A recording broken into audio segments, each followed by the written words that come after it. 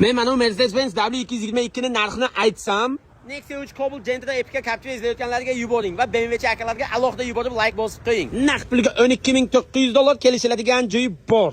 Tepada bahaybat lyuk, kurgoy tanirovga ruxsat bor. Kapotosida 112 motor 3.5lik deydimi? Restyling qilingan oldi va orqalari yili 2003 rangchasi qop-qora. Bitta bagajni ko'rsataman. Bagaj holati bitta moyka himsga qila olasiz. Zapaska joyida mashina benzinda. Yoshligida W220 bo'lgan, hozirda polni 222 qilib restyling qilingan. Trassalarda, bog'da, tog'da, shaharda yursangiz bo'ladi. To'y marosimlarga xizmat qilsangiz bo'ladi. Oilaviy mazza qilib minib yursangiz bo'ladi. Salonchani qarang, keng salon.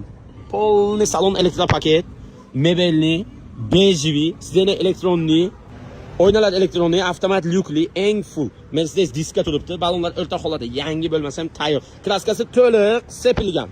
Old orqa 222 qilayotgan payt qoraga chiroyli qilib sepilgan. Yili 2003 aytganimdek. Hozirda motor korobka hadovi xarajat ishlari yo'q. Faqat naqd pul kerak, shunga sotishga qaror qildim deyapti, egaladi. Kommentariyaga kirib olib, Mercedesda yuradigan tanishlarni belgilab qo'ying, bir maza qilsin. $12,900 narxga. Monitorga qo'shiq aytib turibdi, zavodskoy ribka pultlarda klimat kontrol ishlaydi. Mashina avtomat, mana bu bo'ladi salon holati.